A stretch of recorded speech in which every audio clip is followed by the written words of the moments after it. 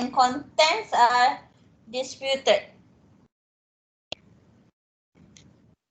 Okay, contents and authenticity. Jadi dia tak mengambil, dia tak kisahlah seorang ke ataupun dua-dua parti disagree dengan content tu. Asalkan kalau kita nak kita dispute tentang content dan authenticity, masuk dekat C.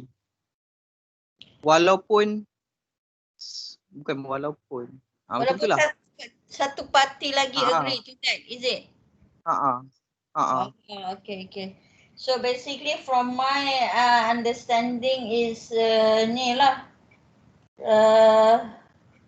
where salah satu lah kot sebabnya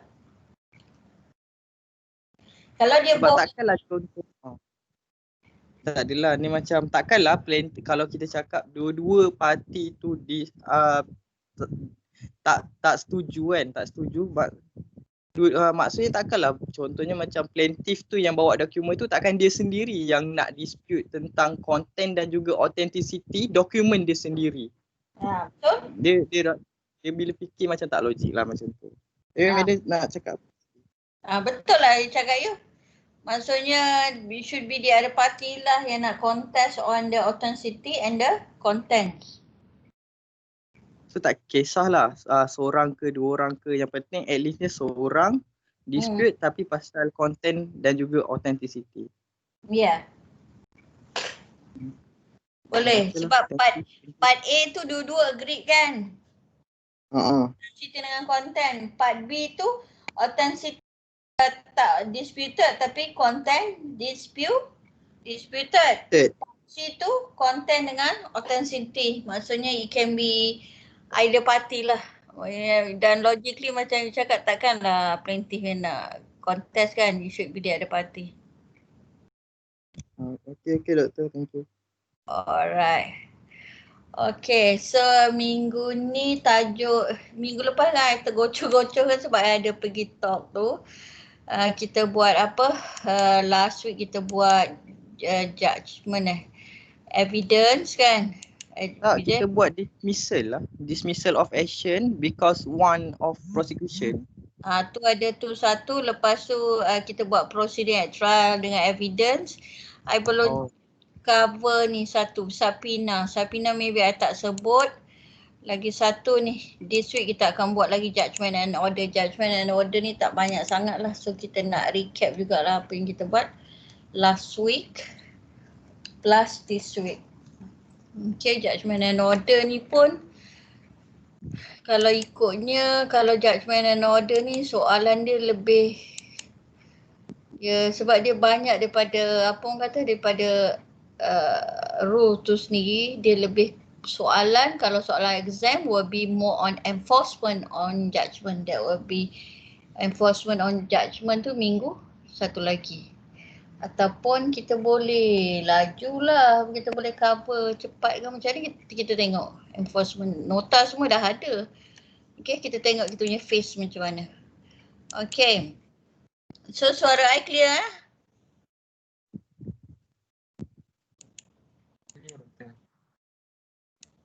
Okay, I nak share content. Sekejap korang dah ada start tutelage ke dengan siapa-siapa lecturer? Ke korang clueless apa jadahnya tutelage ni? Ada tak? Tutelage siapa ya? Ada. Tutelage macam mana doktor? Korang belum dapat info langsung pasal tutelage? Belum lagi. Okay. Sebab basically dia macam mentor-mentee program. You'll be given about 20 student for lecturer. So you'll be assigned a mentor and then you'll be mentee. So I think belum dimaklumkan lagi kot kepada pelajar. Nanti kita kena buat online meeting. Tapi I tengok dalam list bukan nama you all. I tengok macam budak Fik Fatwa je dalam nama list dia tu. So tu I tak tahu macam mana how it works, how the information arrive. Nanti you wait and see Okay, so last week sorry I was terkejar-kejar. I ada talk. Okay, so this week kita recap sikit dengan kita proses untuk next class. So basically last week we do proceedings et cetera kan. Kita buat order the order during trial and evidence part. What will happen if any party absent, plaintiff absent or defendant absent, or both of them absent. Okay. Adjournment, order of speeches. This is what we do what we did last week. Sorry. And then the evidence part.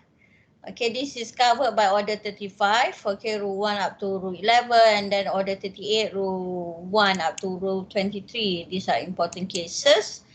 Okay, so basically, in the absence of parties, the parties who are absent, okay, they will lose their application. Basically, they will lose in whatever their application.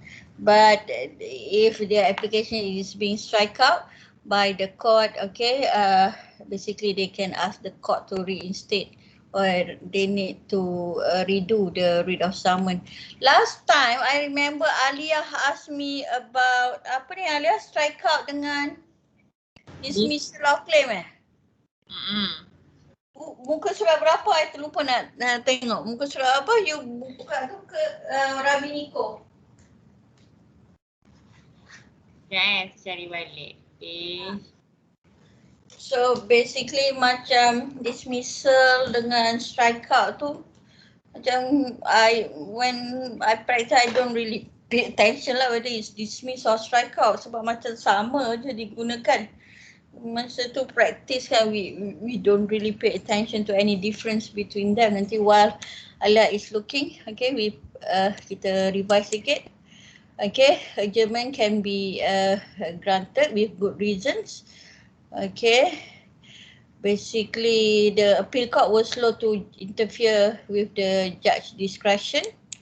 Okay, unless it can be demonstrated that the action resulted in the deprivation of essential justice. Okay, all these cases you need to look at your textbook. Okay, and these are practice amalan. And did any of you got the whole to this article waste of court's time dengan postponement and backlog in the courts? Ada siapa tak upload dekat Facebook ke, dekat group Facebook ke, dekat dalam Times ni ada siapa jumpa tak? Tak ada. Tak ada. Nanti kalau boleh anybody upload I tak reti sikit nak cari dekat dalam ni sebab slow kan. Okay, these two articles. And then practice direction, did you belum belajar kan subjek this topic dengan ni. Practice direction ni you all boleh dapat mana? Ada tanya practitioner tak ke ada dalam kita punya ni rules of court ni? Practice direction nombor berapa doktor? Nombor 2A, nombor 5. Nombor 2, 2A dengan nombor 5. Ada ke dalam rules ni? Tak ada kan? Kat mana kita cari? Dekat online ada Syami? Sekejap, saya pun tengah cari. 2A dengan 5. Kalau ada tu nanti you boleh upload in our Facebook punya group or in this MS Team. Nanti I will upload untuk semua. Okay, cause of trial, soalnya the plaintiff will begin. Okay, but in some cases burden of proof too. When the defendant is entitled to begin. There's a case on this. Okay, B begins and then he likes to deduce evidence. So basically there will be examination of witness, cross-examination and re-examination. Okay, calling of witnesses. This is another article, counsel right of choice and order of witnesses. Ada 3 artikel lah, kalau boleh sesiapa. Search and upload it in our MS Team or in our Facebook page, Facebook group I mean. Okay, witness statement. You are going to do witness statement soon. Is it in your civil advocacy? Ada tak?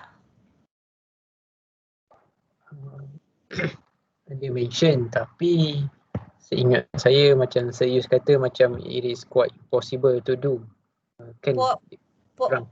Possible ke impossible? Impossible, tak silap. Seingat saya lah. Yang lain ingat tak? Serius kata apa? Sebab korang buat injunction application je. Sebab apa? Sebab tak cukup masa Kan. Lepas tu? Online. Saya tak Sebab ingat. online? Saya tak ingat. Yang Ah. lain kalau ingat boleh Roger. Kalau tak silap witness statement ni masa modul your alumni dia orang ada buat tahu witness statement. So basically witness statement ni when you call your witness, you dah buat list of witnesses kan? When you call your witnesses, they will you need to examine those witnesses, and they will give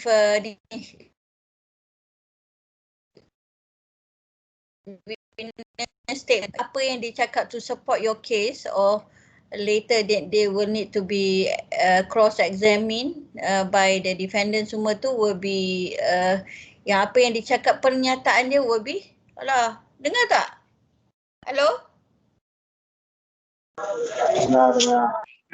Dengar, sebab dia keluar bad network quality kat So basically they are going to give statement to support your case. Contohnya I give this last time they did ni.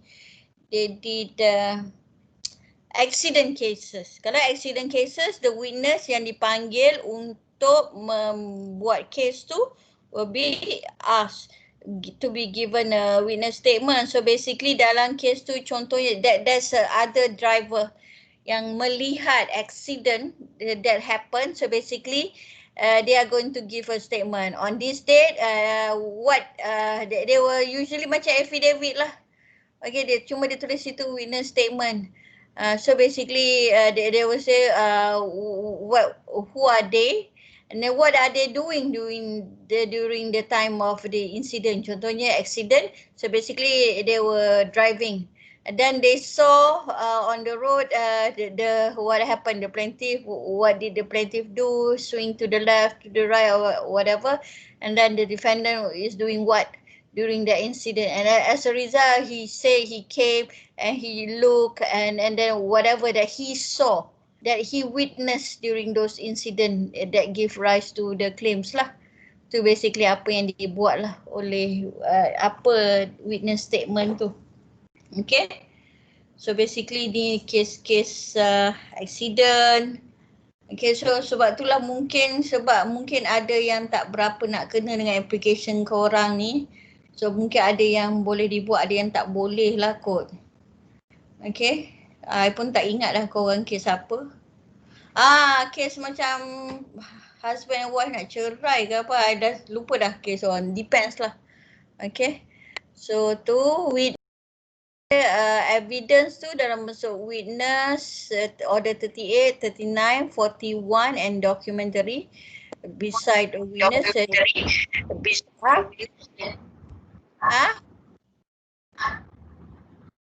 siapa cakap apa-apa ke suara I dah tak dengar dah? Dengar. Orang ter-unmute tadi.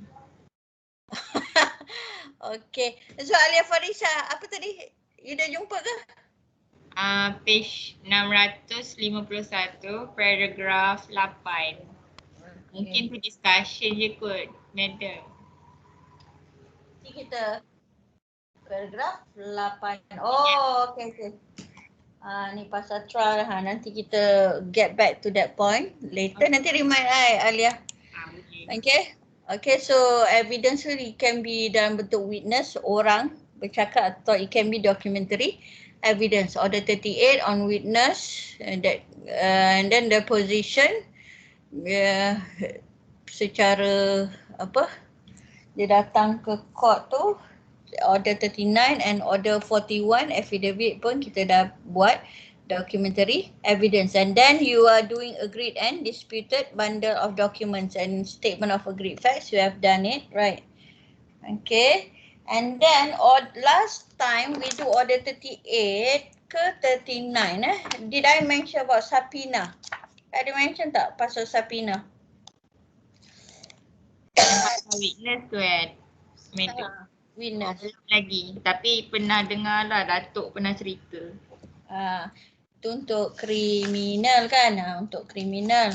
So basically untuk evidence for civil, the general rule is witness to be examined orally, order 38. Okay, that is covered. Order 38 ni semua pasal witness, evidence by witness statement yang you all buat tu, witness statement. Order 38 rule 2, and then evidence of particular facts. Okay, limitation plan order 38 rule 5, expert evidence dia tak letak kat sini sebab it's out of accident. Revocation, application, deposition. Okay, evidence by deposition order 38 ada rule 9 and also order 13 and evidence by deposition by examiners of the court. Okay, and then evidence form and issue of subpoena when you are being called in a civil case court. Okay, so civil litigation, so basically you to ensure your attendance, okay, the court can subpoena you in the form of 63, 64 and 65. This is stated under order 38. Order 38 rule 14. Cuba tengok order 38 rule 14. Ada yang dapat perintah daripada mahkamah untuk menghadiri kes kan. Okay, so basically 286. So basically when you are being subpoena to attend court, you need to attend the court. Order. Okay, so basically the form there.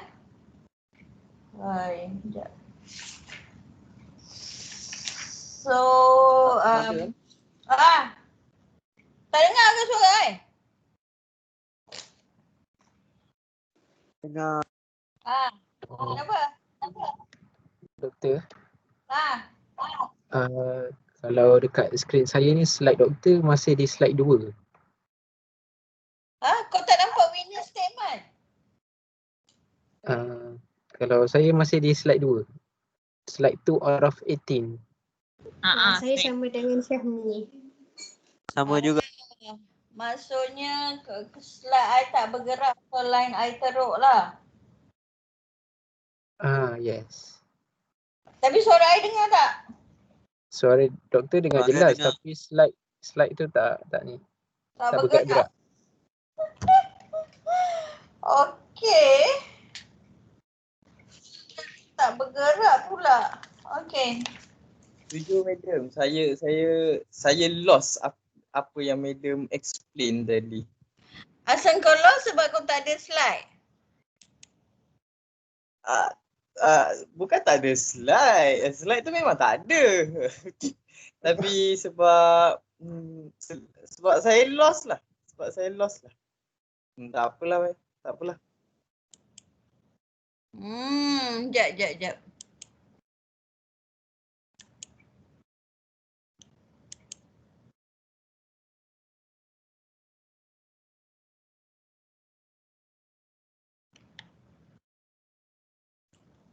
Okey. Wah.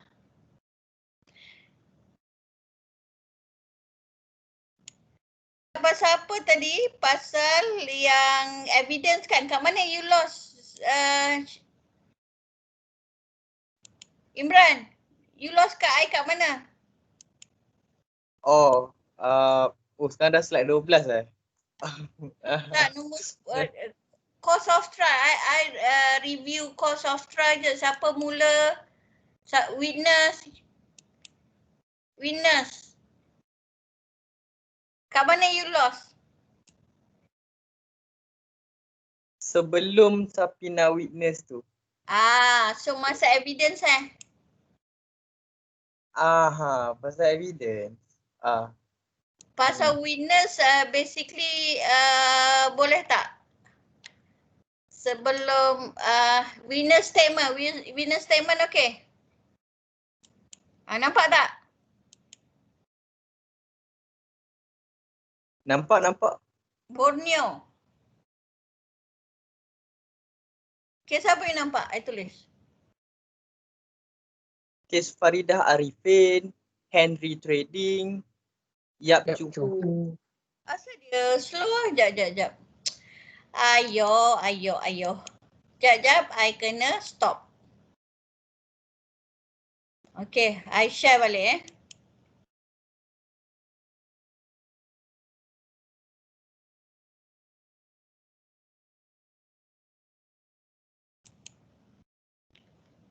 Okay.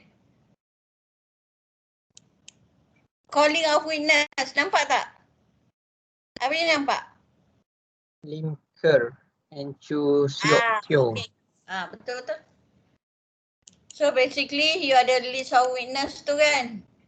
Tu you need to call of witness lah sebab basically there are two types of evidence, satu witness, satu lagi documentary evidence.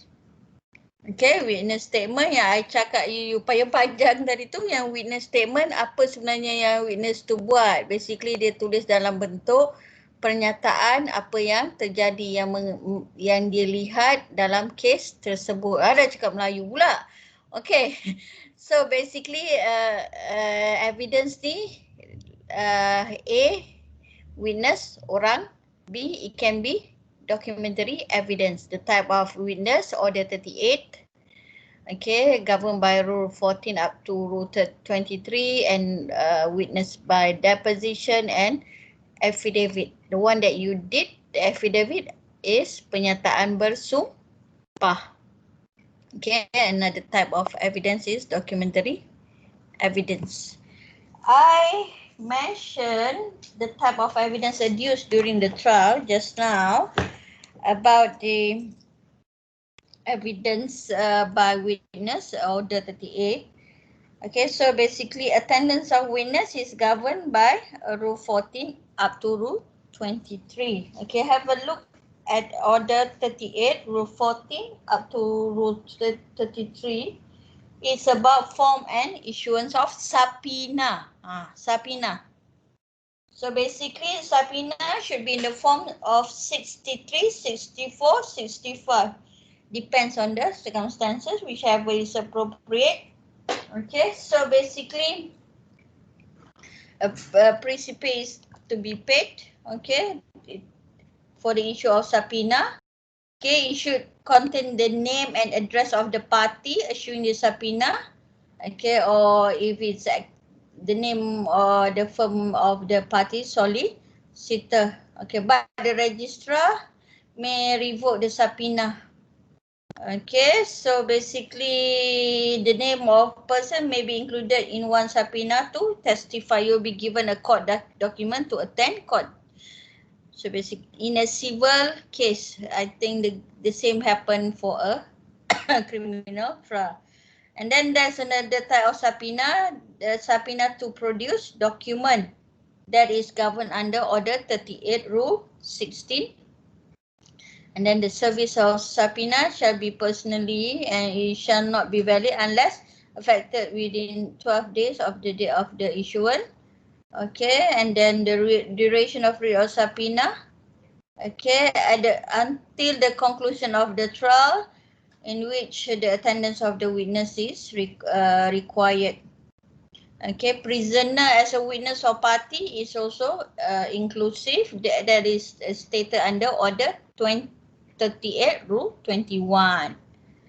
Okay, a witness shall not be compelled to attend on a subpoena unless a reasonable sum to cover his expenses going on. Okay, that is under Order 38 Rule 22. And then the affidavit of service of subpoena, you need to do the affidavit of service of subpoena. Okay, deposition, evidence by deposition, Order 39. And affidavit, the one that we usually do, Order 41. Okay, the detailed rules of the examination of witness, attendance of witness is governed all by the whole of this order 38, 39 and order 40. That's for court expert, order 40. And order 41 is on affidavit, the sworn statement that you used to do. Okay, that's about subpoena. There are 3 types of subpoena that I mentioned just now. Or Form 63 is called as subpoena ad testificandum. Okay, where the Form 63, the witness has to come to court and give oral testimony. Form 64, witness have to come and produce a document. Form 65, witness have to come to the court to give an oral testimony and to produce documents. Okay, so basically these are the 3 types of subpoena. So I guess on submission of case to answer, we have covered it last week, right? Kan, basically you are saying that no case has been is made by defendant, saying that no case has been established. Have we done it, Shami? We have done it last week, right? Submission of no case to answer. Hello? Hello everyone. Dengar ke? Dengar? Dengar tak? Dengar. Dengar dah tu. Okay. Submission of no case to answer, we did it last week, right? Kan korang pun dah tak ingat lah apa. Basically, you are saying that the defendant is saying that the case has not been established, okay? Ni yang warrant of prosecution tu ke, Doktor? Tu satu lagi, one of prosecution tu dismiss sebab ada beberapa rules, sebab dia apa, the keywords, remember? Yang one of prosecution tu slide sebelum tu, slide sebelum tu. Ini no case to answer. Basically, the defendant, the plaintiff has not established their case. Different. Dia dua different tau. You kena baca balik. Ini ingat ke tak ingat? I tak ingat lah tu. Tak baca. Okay. Application to reopen trials, okay, assessment. So you can have a look at this. So basically, when these are all in the CLP syllabus, I need to just go through. Basically what you can do is just look back at your rules. Kalau I laju maksudnya dia dalam syllabus tapi maybe tak masuk exam. Itu je lah. Okay. Row of judges. Okay. Can have you can read this on your own. So basically last week topic we do proceeding at trial, evidence and submission of no case to answer. Ni proceedings ni dia dalam, semua dalam rules. Ada, you support it with other cases. Evidence pun dalam rules. And submission of no case to answer ni yang banyak case law. Yeah, I told you last week. Boleh? Sekarang kita masuk judgment and order. Nampak tak slide baru? Week 7. Nampak? Nampak. Okay. So judgment and order ni pun dia quite straightforward. Basically tak ada soalan exam. Dia judgment and order ni banyak dia lebih, kalau soalan exam pun lebih ke arah ni. Enforcement of judgment, that will be the topic after kita punya mid-sem. Okay, so this is what we are going to cover. Order 42. Okay, now look at order 42. Buka. Ada tak order 42 kat depan? Apa tajuk order 42?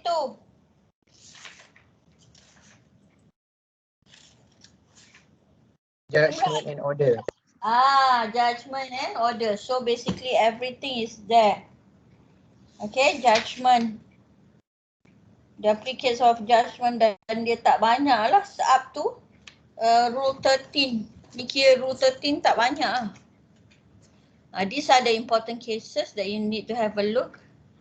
Dalam buku teks. Apa nama ni? Hamid Sultan tu banyak. Okay, these are the important case. So basically ni. Kalau nak tanya pun ni lah the difference between judgment and order. So basically, okay Syami, what's the difference between judgment and order?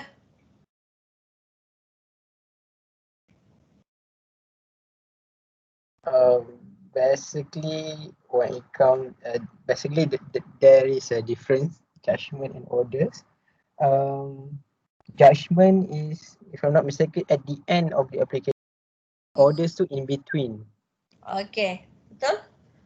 So basically, judgment tu when the decision brings finality to an action, so it's a judgment. Okay, default judgment or summary judgment, we have done it before. But if it's interlocutory in nature, it's more referred to as an order for discovery order. So basically order ni, you need to draft it. The lawyers need to draft it yourself. When you got the order, any party that got the order, that has obtained the order, you need to draft the order yourself and then you need to file it in court. Well, dia akan tulis order tau. You akan tulis order and then you kena file kat court. Nanti tengoklah kalau court suruh amend, you need to amend. And then bila dah cantik, dia dah kena corrected by court, and then you need to amend it, and then bila dah cantik, you need to file it. Okay? File it and then serve it on the other party. Itu je sebenarnya order tu. Judgment tu bila court bagi judgment at the end of the case. Okay, judgment is decision obtained. Alright, inspection of judgment. So order 42 ni say that any member of the public is entitled to a copy of judgment upon payment of prescribed fee. Okay, so basically kalau high court and above, no problem. Sebab sometimes, not sometimes lah. These cases are orang kata publish in MLJ ke, all those law reports kan. Cuma judgment dalam courts, lower courts ni, magistrate ni kan, tak recorded lah. Okay, so order 42, judgment delivered in respect of proceeding are not available for public inspection except with the permission of the court. Okay, in camera dia tak tu lah, tak available to public. Asal dah hilang ni? Okay, nampak tak? Okay, judgment ni nampak ni Yang nombor 5 tu doktor. Betul. Okay, so basically judgment ni you must do whatever specified in the act after the service or judgment order. Okay, so basically need to pay money, give possession, delivery of property, movable or immovable property. Okay, so basically it's stated lah. Okay, in the judgment. Okay, but the judgment order must state the time. Okay, but an omission, kalau ada omission to state the time, how long you should do whatever that is required by the judgment order, it can be cured by a subsequent order. Okay, the court held that in the case of Cotton and Howe, failure to cure such omission may render the judgment order invalid, and the affected by the judgment may apply to have it set aside as of right. Okay, so basically it's important lah, if there's any defect in the judgment, you make the attempts to to cure the judgment or order by a subsequent order. Alright, or else the other party may apply to have it set aside as of right. Okay, if it's specified a time, it must be personally served within the time limited. Okay, and then that is stated in the case of reseal. Where judgment or order for doing an act, it must be enclosed with a notice under order 45. Okay, so basically failure to comply would prohibit enforcement proceedings. Sebab bila dah ada, once we got the judgment, afterwards there will be enforcement of the judgment. So it's important for the judgment. Doktor. Doktor, slide masih di slide yang nombor 5 tadi ke? 5 judgment etc. Itu ke? Doktor. Ayo. Saya tak nak rasa. Okey, tengok. Doktor, saya rasa tak perlu apa nama tu? Kita panggil apa? Slide. Tak perlu Slide. apa? Tak perlu share. Tak perlu apa? Kan? Panggil apa? Tak perlu full screen. Ada nak kata kan macam from current slide tu tak perlu tekan. Sebab kami nampak yang kami bukan nampak yang full screen punya madam. Doktor. Oh, okey.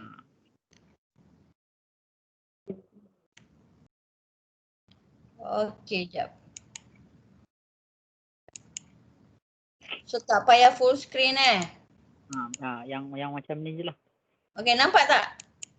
Sekarang ni nampak? So tak payah full screen je lah Okey. Okey. Terima kasih. So tu yang I mentioned just now. And then date upon which judgment and order takes effect is important. Okay, from the date of its date. Okay. It shall be dated as of the day which it pronounced, unless the court orders it to be dated or some the earlier or later date.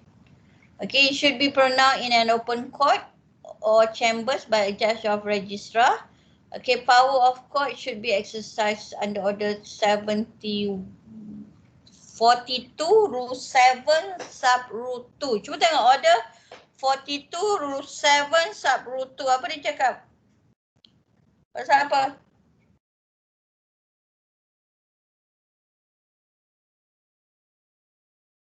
Ashraf, order 42 rule 7 sub rule 2. Dia cakap pasal apa?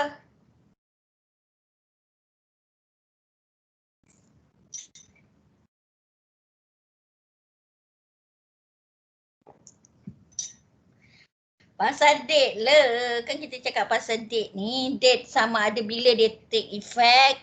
Okay, take effect usually from the date of its dates of pronouncement. Tapi kalau the court order is to be a later or earlier date, okay, it should be exercised on good grounds. Okay. Preparation of judgment and orders, okay. Order 42 rule 8 basically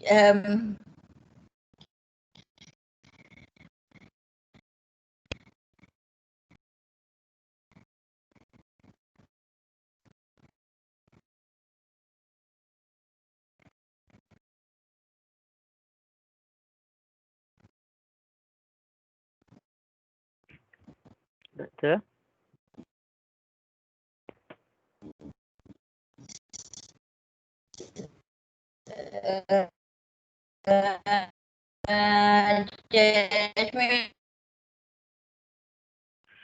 Doktor. Line doktor rasanya tak clear kot. Kami tak dengar.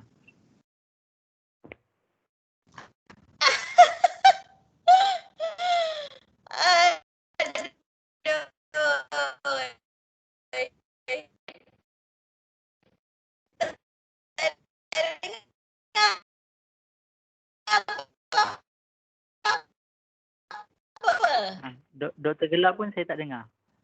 Dia macam alah, dia tulis back.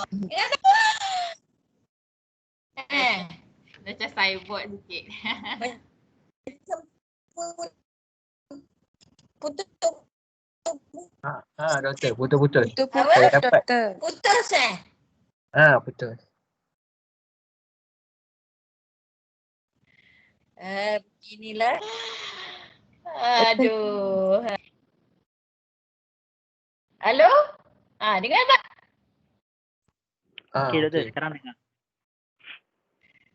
Bila korang cakap dengar kan, dia keluar bad network quality. Masa korang cakap tak dengar, tak ada pula dia keluar bad network quality. Okay. Now, okay, kalau misalnya the solicitor unable to agree upon the draft, they may obtain an appointment before the registrar to settle upon the terms. Okay. And then every judgment shall be settled by the registrar. But in case a judgment made by a judge or magistrate, any party may require the matter of dispute to be referred to the judge or magistrate for his determination. Okay. Kalau the other party has no solicitor, the draft shall be submitted to the registrar. Lawyer both parties lah yang whether nak agree ke tak agree ke to the draft of the order or judgment.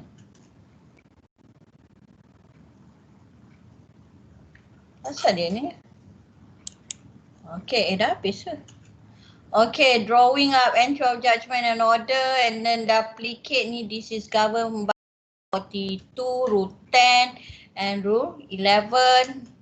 And then interest ni, okay, every judgment that shall carry interest lah. Memang adalah biasa kalau kita buat ni kan, dia memang dalam tu ada, dia memang ada terms of cost and interest.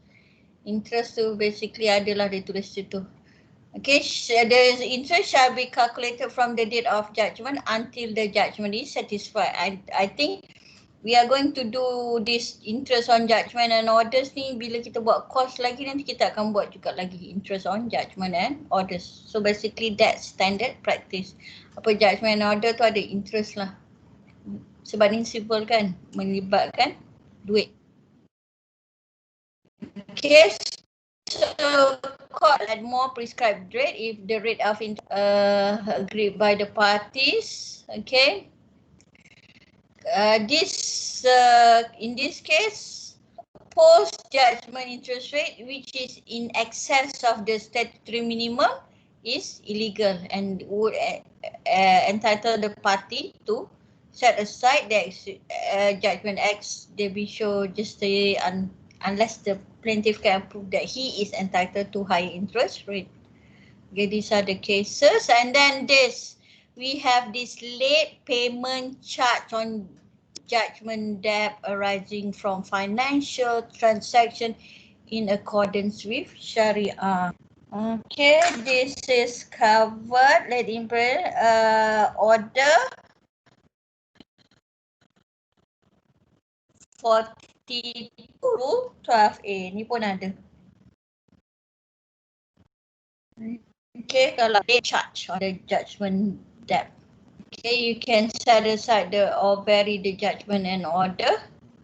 Okay, within 30 days after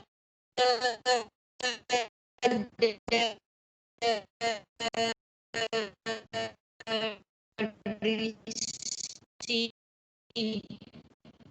of the order or okay, apart from amendments allowed under slip rule, so basically amendment or setting aside judgment in default, okay, the court has no power to do the same to alter, vary or set aside if for a regular judgment obtained for an order is drawn out the judge's functions official. Okay, so basically this is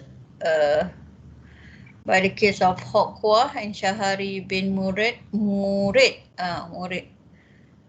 Okay. Melainkan kalau judgment dia tu irregular, there will be other issues. Kalau dia regular judgment, and then kalau JID, judgment in default of appearance, and then pleadings or absence, okay. These are still within court power. Kalau other than that, the court is functions official. Okay, ni ada case ni. The Mui Bank and Chia Kim Yu case ni, the application to intervene in the present proceeding was not made until a week after the issue of the certificate of sale was by which the time the auction sale was completed. The learned judge was clearly functions official sebab the order for sale, auction sale was already completed. Okay, but in this Hokwa case, the allegation of fraud and forgery were made after the judge had made the order for sale, but before the auction sale. The federal court held that the judge was functions official when the order has been drawn up and perfected. Okay, so after making an order for sale, the judge has power to make other orders, including changes in resale price and auction sale date, but such orders are consequential to the order for sale. Okay, so for sale, it is an order and it is a type of order and it is a final order unless appeal against. Once order for sale is made, it's drawn up and perfected. So learned judges functions official, so it has no power to set aside the order for sale. Okay, this is in regard with land law. Have you all done land law? Dah buat kan land law, order for sale? Okay, ni pasal land law lah. Okay, but in the case of Badiadin, the federal court made this exception. Okay, apart from breach of natural justice, so basically, any orders which contravene any written law, okay, on ground of illegality or lack of jurisdiction. Okay, or final order which has contravened a procedural requirement. Okay, so that's this discretion to invoke the inherent jurisdiction to be exercised judicially in exceptional cases where the defect is such a serious nature there is a real need to set aside the defective order in order for the court to do justice. Okay, so basically the normal appeal procedure is to set aside a defective order unless the agreed party could bring himself with special exception. Ni exception lah. Dah order has been granted. Okay, tapi later they wanted to appeal on this ground for special exception. Basically, once the order has been perfected, nothing much can be done. The court is already functions official. But however, if they can, plead of breach of natural justice and all these exceptions. Okay, these are exceptions lah in case ini sampai kat federal court. Alright. Okay, so the one that I mentioned just now, breach of natural justice, is an order that a person may be affected by the order so they can apply it to have it set aside in collateral proceeding. In breach of natural justice, this is another exception to set aside the order. Satu, apply to set aside order of superior court must be made in a direct and specific proceeding file for that purpose in the same proceeding or a separate one. Okay. This is the case of Anju Steel and Pengarah Tanah Galian Negeri Pulau Pinang. This is also a recent case, but I think it's more on. Tapi soalan pasal judgment and order ni tak ada lah ni . Tak banyak sangat dalam exam question. Okay, that's for your knowledge. This is latest case 2019 and also 2020. Okay. What else? The court may modify or set aside its own judgment or order. These are the cases. However, the doctrine of functions of official does not apply to cases where amendment or amendment of order is sought. Okay, the court still has the power to amend its order depending on the facts and justice of the case. So you can ask the court to amend its order, but it depends on the facts and justice of the case. All right. The court has power to vary an earlier order.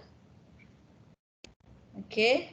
But there is a jurisdiction to make upon proof of new facts an order of supplemental to an original order.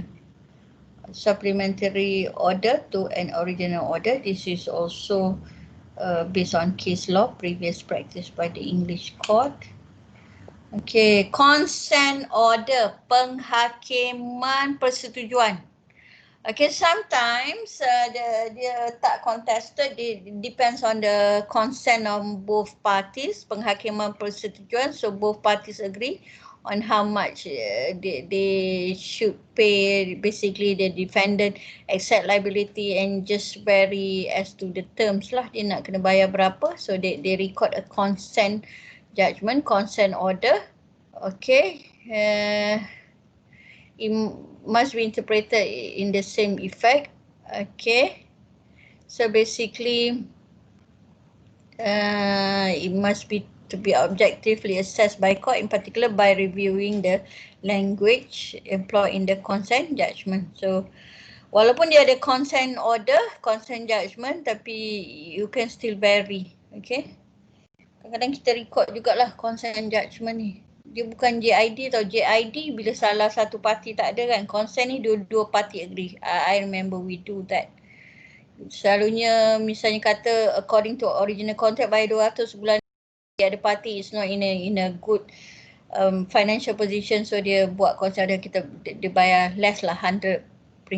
So those type of consent order.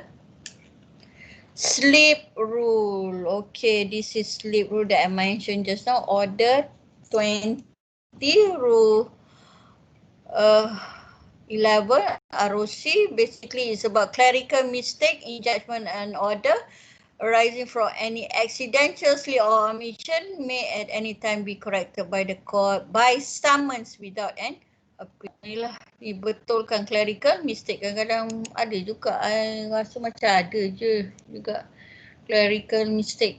Biasalah ada banyak sangat judgment order kita buat. Okay, these are the important cases. Quite an important exam area. Slip rule ni dia tak susah, tapi you kena explain sikit lah.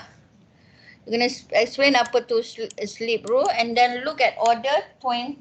Tengok sekejap order 20 rule 11. Apa dia tulis? Alia? Berapa doktor order 20? Rule 11. Order 20 rule 11. Ni favourite jugalah.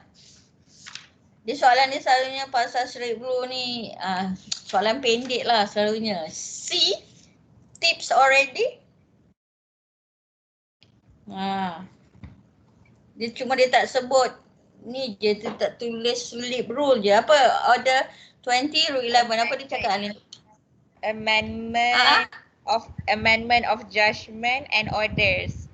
Clerical mistake in judgment or order or error arising therein from any accidental slip or omission may at any time be corrected by the court by a notice of application without an appeal. So boleh corrected by way of notice of application. Okay, itu dia punya cara dia. And these are the cases. Kena baca sikit lah to support your argument. Culture ni, real estate ni. Bacalah. Kalau tak boleh baca semua, baca separuh ni. Especially ni, Evans and Butler. Ada tak? Ni, case dia. Tak Minko and Yi Sang Metal Suppliers under the slip rule where there has been accidental omission by the counsel or party to ask for ancillary or consequential order that is sufficient to bring the slip rule into operation. So you bring this slip rule saying that's accidental omission. Okay, and this the case of Subramaniam. Court has power to amend the order for decreenacy even after it is sealed. You can apply for this slip rule. Kata ada omission or ada apa?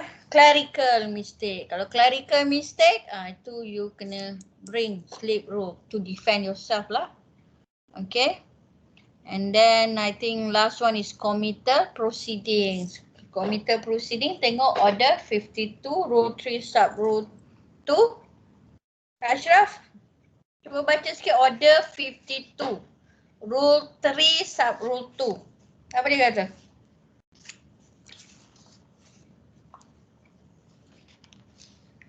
Saya lagi apa? Filza Hendon, order 52. Rule 3 sub rule 2.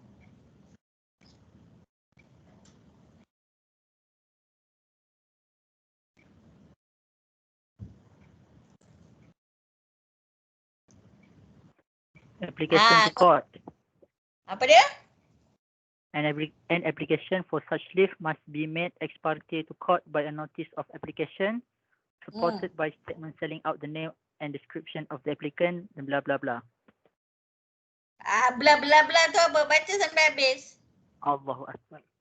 Explain Description of the dia kena letakkan nama, sambung. description of the person sought to be committed and the grounds on which his committal is sought. Maksudnya dia punya grounds pun kena masukkan dalam tu.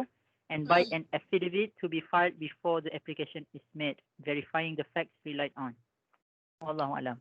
Okay, so apa committal proceeding ni basically? Kalau dia, contohnya apa? Kalau dia tak datang, dia dah kena sapina kan? Lepas tu dia tak datang court, contohnya lah. Tu boleh kena committal proceeding. Ada lagi tak kes bawah ni? Oh tu ada kes Utaya Kumar, tapi I tak ingat ada buat soalan ke committal proceeding ni. Utaya Kumar, Puan Isemi and Abdul Wahab Abdul Kasim. Dah habis dah? Okay. So, sebab ni lah macam kira macam contempt of court lah. Kalau you are not following the court order, you can be liable for committal proceeding. And then last tadi yang Alia pasal tu striking out a suit and dismissing a suit. So ni T. Hang Leong and Mrs. Lau and Lim, James Fong ni dia kata, if the case is strike out under order 35, the matter can be reinstated. When the case is dismissed, the only avenue open is for the aggrieved party to appeal. This is based on the rationale that the case was already heard on its merit. Okay. So itulah bezanya. Case is strike out. It can be, kalau any case or any application is strike out, you can ask the matter to be reinstated. Ni dalam buku Ravi Niko, muka surat 651. Okay, part 8. And then when the case is dismissed, the only avenue is for the aggrieved party to appeal because it's already being heard on its merits. Okay, that's the difference. Reinstated tu maksudnya apa, doktor? Dia kena apply balik ke macam mana? Dia ni lah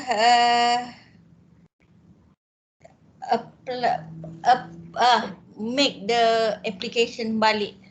Contohnya kalau dia punya pleadings pleadings dia kena strike out. Kita ada buat pasal pleadings kan. Pleadings ke affidavit kena strike out kan. So kita kena buat balik lah and reinstate kita punya pleading tu, masukkan balik. Kena file balik lah. Kita kena buat balik and filekan balik.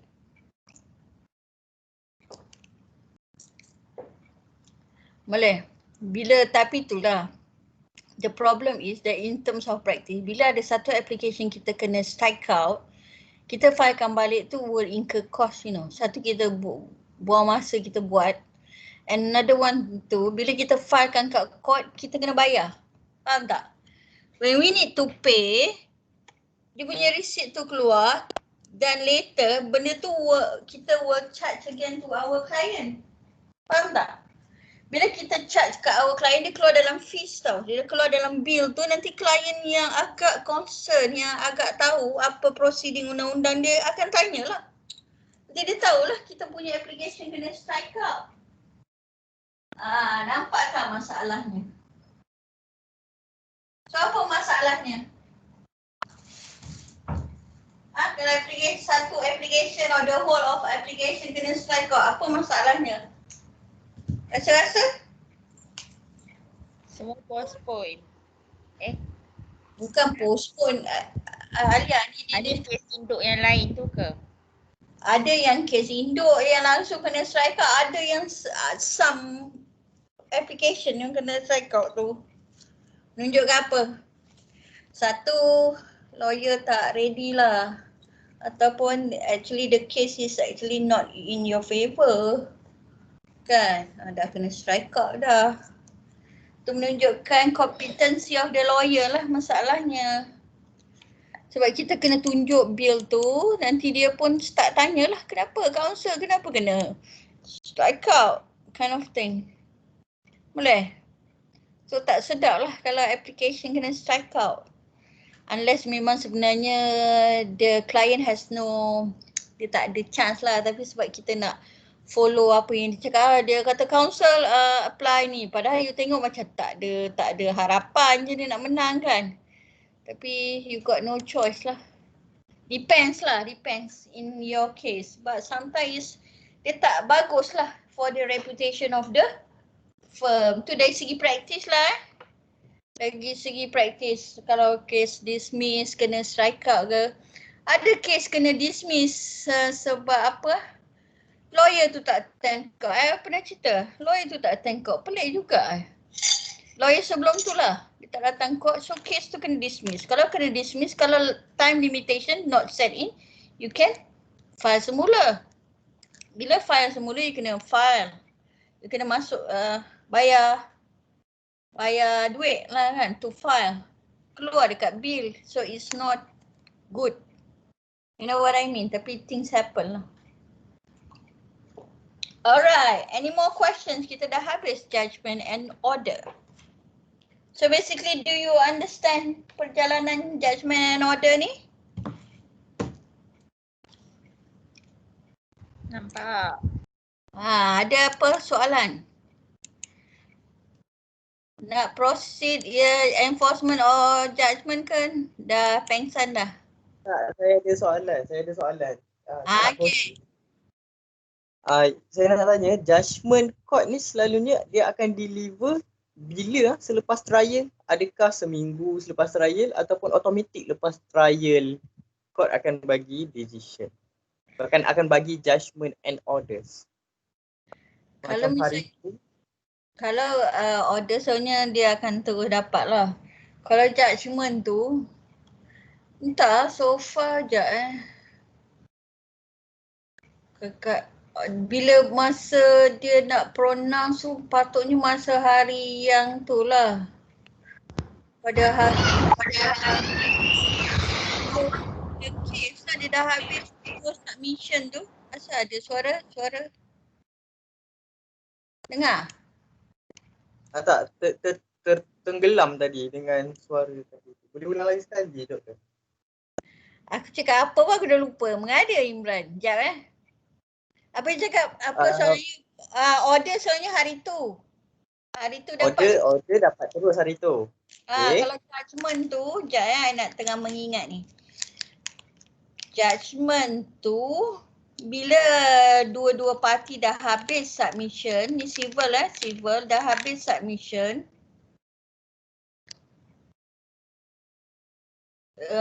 Bila kedua-dua parti tu dah habis submission, dia so basically the court pun dia dah ada ni lah, apa judgment dia, apa yang dia nak ni. Tapi you kena ingat trial tu bukan sehari, dia berhari-hari juga. Dan banyaklah. Berhari lah Imran, berbulan pun kadang-kadang bila postpone ke adjournment in practice lah. Ada bertahun pun ada. So basically the judge already dah dapat lah, bila dia dah dapat submission by both parties. And then dia, kalau tak silap I lah, masa tu dia ada, soalnya ada, sekarang ni dah ada pre-trial case management. Kan?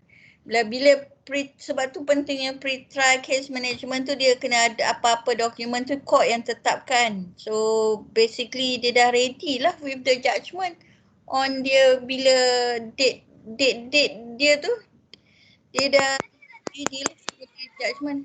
Dia habis submission, plaintiff, examination, witness ke documentary evidence. Jadi dia bukan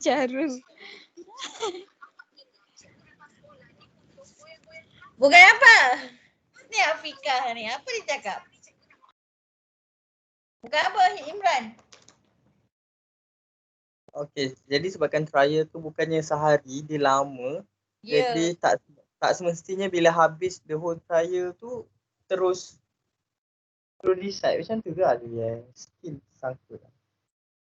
Ke sebenarnya court akan ambil masa untuk tulis judgement.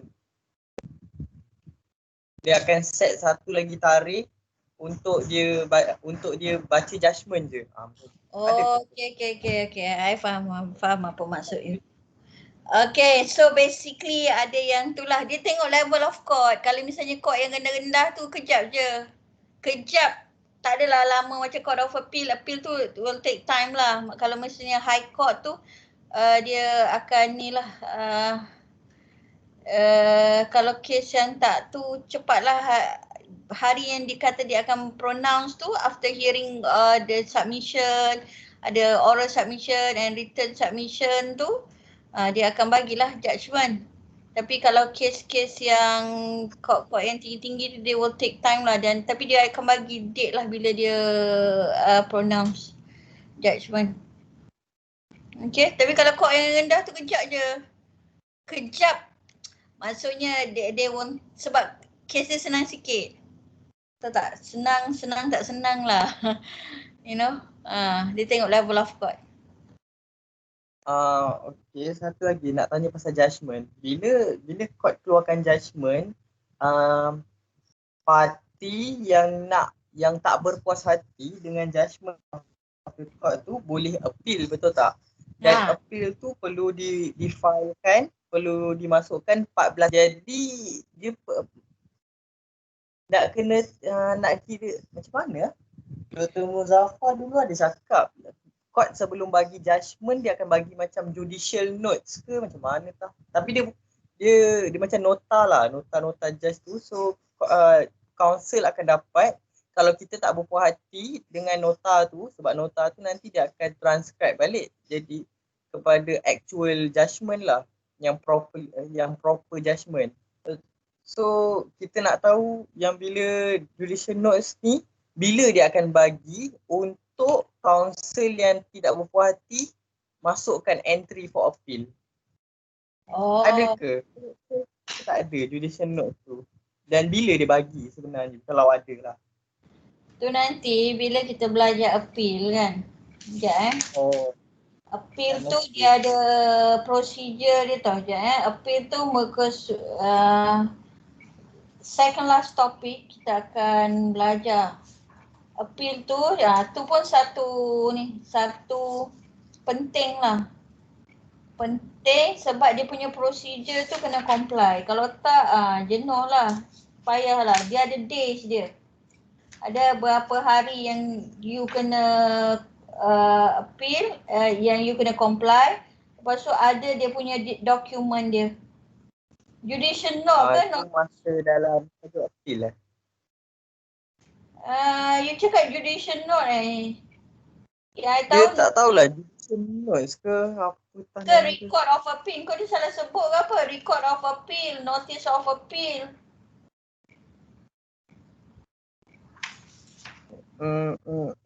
Tak apalah nanti kita kalau dia tajuk appeal tu kita tunggulah nanti time belajar apa topik appeal. Tapi appeal tu kalau dari segi tu kita pakai tu notice of appeal dengan record of appeal. Judicial notes ni sekejap Cuba you tanya ni. Practitioner. Boleh. Saya masuk dalam soalan nanti sebab nak tanya practitioner. Lagi satu tu Imran, nanti you boleh share sekali yang pasal judgement tu macam mana. Dia tengok court ke, dia tengok macam mana. Tapi yang kalau yang so far yang ideal kalau setakat yang judgement yang kes yang simple, quote unquote and order tu hari tu lah. Dah habis kes tu, habislah dapat terus. Kalau yang ni, kalau appeal ke apa ke yang high court ke atau kes yang complicated ke apa, cuba you tanya pada practitioner bila dapat. Ke dia ada tentukan date to pronouncement of judgment. Okay doktor. Alright. Lagi satu judicial note. Rasa judicial note ni lebih apa judicial note ni dia lebih ke arah practice ataupun evidence kot. Practice side of it. Alright. Lagi? Ada apa-apa lagi soalan?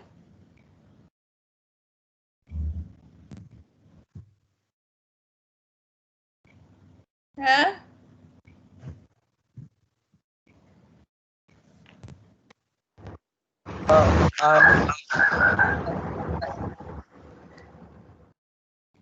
Zarif nak bercakap ke apa?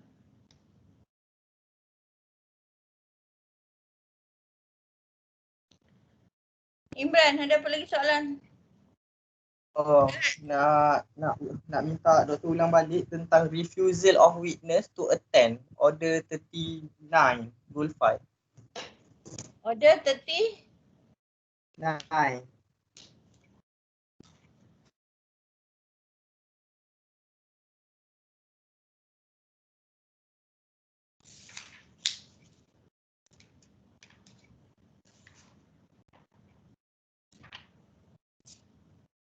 Refusal.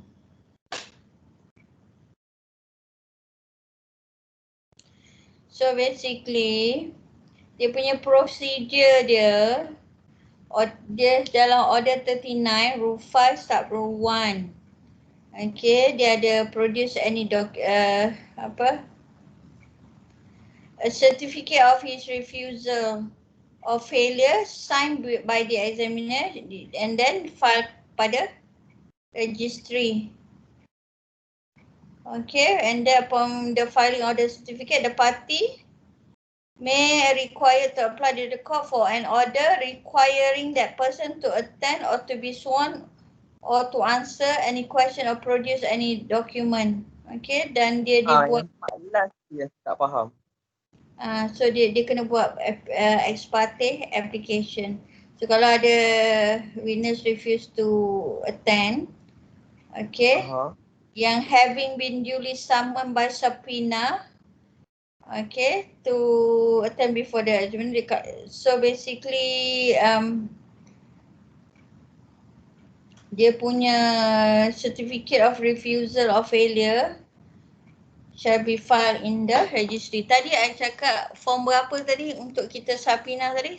Form 64, 65 Cuba tengok form dia kejap. Dia ada form 64, 65. Kita nak subpoena the witness. Form berapa? Subpoena witness ajalah 64, 65. 63, 64, 65. Ada 3 form yang dia cakap tadi. Okay, 63. Testify. 64 untuk produce document. 65 untuk testify dan produce document.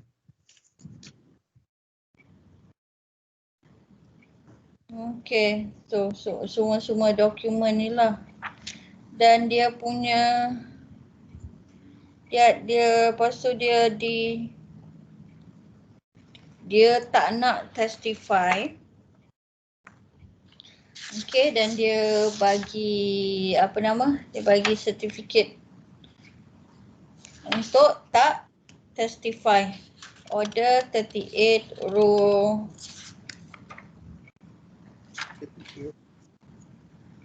38 pula. Tadi buat apa tadi? Lupa dah. Order, jap. Order berapa tadi? Aduh, lupa dah. 39. 39 tu dia pasal refusal. Saya nak tahu yang sebenarnya orang yang dapat subpoena ni kena datang mahkamah. Kalau tak datang, dia akan jadi dia boleh guilty for contempt of the court. Jadi kalau orang tu refuse, court akan bagi dia certificate. Bukan court yang akan bagi dia certificate. Basically ni dia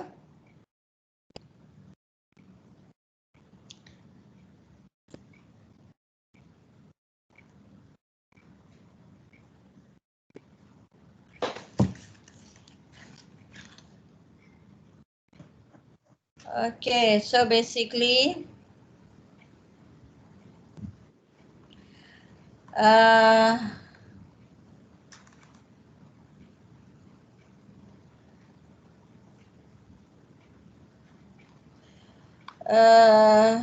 sekejap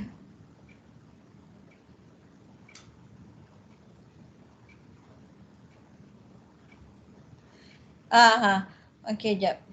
Dia tak datang or refuse to attend to sworn in, a certificate of his refusal or failure signed by the examiner shall be filed in the registry. And then the certificate tu was required, and then it may apply to the court for an order requiring that person to attend.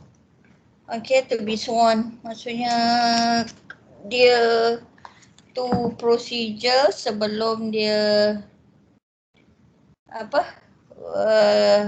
committal proceeding lah, sebelum dia kena guilty for contempt of court, dia kena tu prosedur dia lah before committal proceeding. Kena ada certificate lah.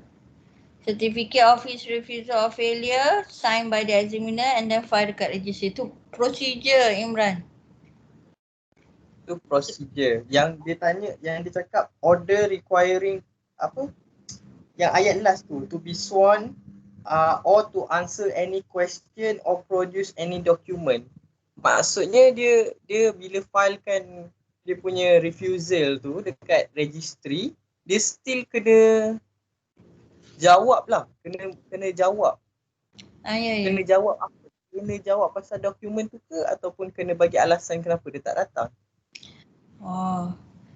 Itu kan soalan you. So basically kan ada tiga, so maksud kan ada tiga jenis. Satu dia datang untuk jawab, ataupun dia kena datang untuk bagi dokumen, ataupun dia kena datang untuk jawab dan bagi dokumen. So terpulang kepada apa yang diminta, yang court parti tu minta dekat dia lah. So maksudnya kalau dia refuse to datang, court will issue a certificate sama ada untuk dia datang testify ataupun untuk testify tu jawab soalan ataupun to produce document ataupun kedua-duanya sekali lah. Bukannya dia beritahu apa orang kata, bagi tahu reason kenapa dia tak datang. Nak enforce dia supaya dia datang juga court. Maksudnya that will be yang witness hearing or witness tu dah selesai, dia tak datang. So prosedur dia untuk memaksa witness tu datang lah. Boleh? Okay, boleh. I dah energy low dah. Baru I ingat, Imran. I belum makan lunch lagi. Tiba-tiba energy low. Tak makan lagi, minta maaf doktor. Sekarang dah pukul, dah nak pukul 4 dah. Itulah, chef I lampak masak hari ni. Okay, tu dia punya prosedur, Imran. Macam mana before kita nak ni, kalau misalnya dia tak datang, dia can be liable for contempt of court, later proceed for committal proceeding lah. Boleh? Maksudnya kalau dia tak datang, once dah dapat subpoena, even dia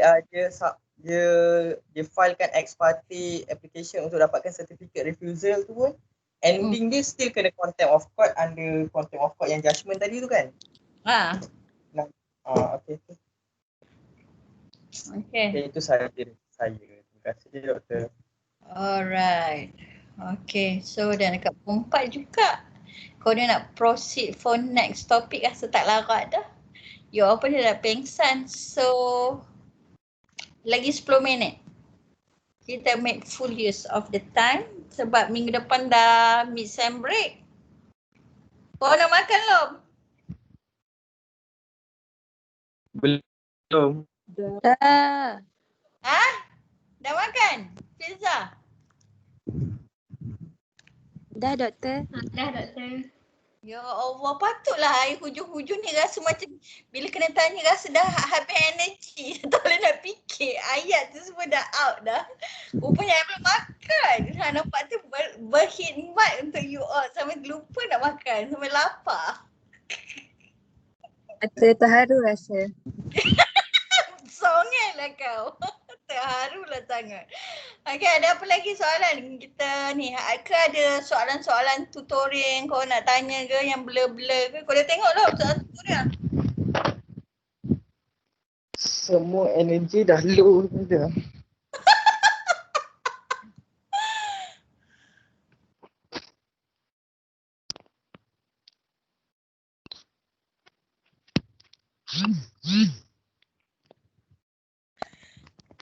Madam, Ha, saya dah tengok soalan week 6 tu. ha. Lepas tu? Kan atas tu madam ada bagi soalan yang explain these terms. Yang A tu typo ke apa? Dismissal for one of prosecution.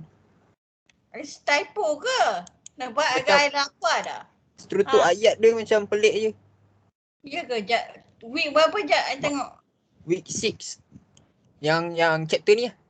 Chapter madam ajar sebelum ni. Sekejap Week 6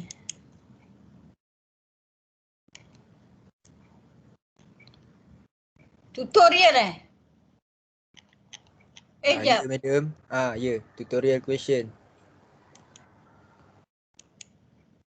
Oh, I salah tengok list of case sekejap. Week 6.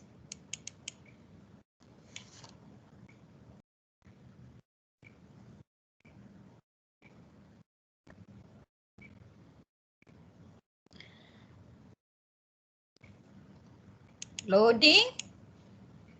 Dismissal for one of prosecution. Betul lah tu. Kan? Dismissal for one of prosecution kan terms dia. Betul. Kan? Kan yang kita belajar last week tu, dismissal for one of prosecution. Ada berapa grounds tu. Ingat tak? Kau yang tak ingat lah punya. Oh, Tapi ground tu saya tak ingat. Kan ada berapa ground, ada berapa banyak dalam dismissal for one of prosecution. Betul lah tu. Dia satu term, Ashraf. You kena explain apa maksud dia. Kan ada bagi keyword dia, apa yang menunjukkan bila kita sebut certain benda tu, apa yang amount to dismissal for one of prosecution. Ingat tak apa perkataan-perkataannya?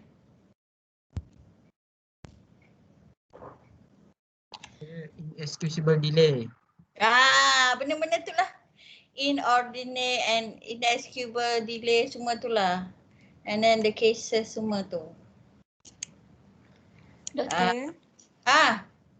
Doktor, Saya nak tanya untuk soalan tutorial ni nanti kita nak submit dekat mana? Soalan pertama. Yang kedua, nanti siapa akan tanda tutorial question ni? tak ada tanda lah. Ada ke I pernah tanda pun tutorial? You all discuss je dengan you all punya tutor. Oh, jadinya untuk setiap kelas dengan tutorial tu sepatutnya kita orang kena discuss tutorial question ni lah? Dengan your tutor. Oh, ya ke? Oh, okay. Terima kasih, Doktor. Habis tu Filza, habis tu kau orang buat apa dengan kau punya tutor?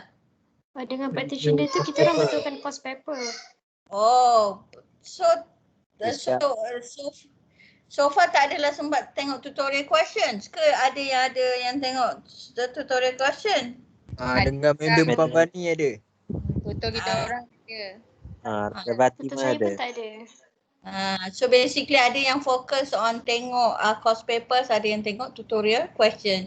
Dan atas permintaan korang, I pun tak boleh tulis banyak-banyak tutorial question kan. Korang banyak kerja kan. So I bagi 1-2 soalan je. See?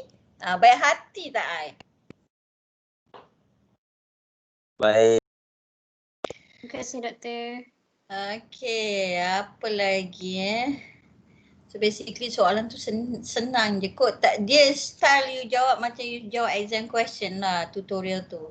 You must have introduction and then discussion of the issues, semua tu lah. And then conclusion. And then support your discussion of the issues with cases and rules of court. Especially rules of court 2012 lah, and the cases. Boleh. So far ni boleh tak ni civil procedure ni? Tak susah kan? I dah bagi tips-tips lepas tu apa? Ke kau blur je semua? Sekeh korang. Banyak tips I dah bagi. Tips final exam pun ada. Clear, madam, clear. Bagus Alia. Alia Abdul Jalil. Kira kita habis nanti kalau korang tak masuk-masuk fakulti korang habis lah ni. 5th year Kan ada satu sem lagi ke dah habis sem ni? Sem 9, sem 10 intern. Ya Allah. Lepas sem 10 intern lepas tu habis lah. Tak jumpa Yusim dah. Oh my god, ya Allah. So short. Okay lah. Tak ada apa lagi soalan kan? Okay, energy semua dah low. So I guess kalau tak ada masalah, we end our class with tasbih kifarah dan suratul as.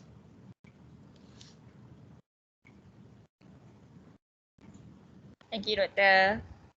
Okay. Thank you, Assalamualaikum. Doktor. Take care. Enjoy your mid-sem break. Thank you, Doktor. Madam Thank you, tu Doktor.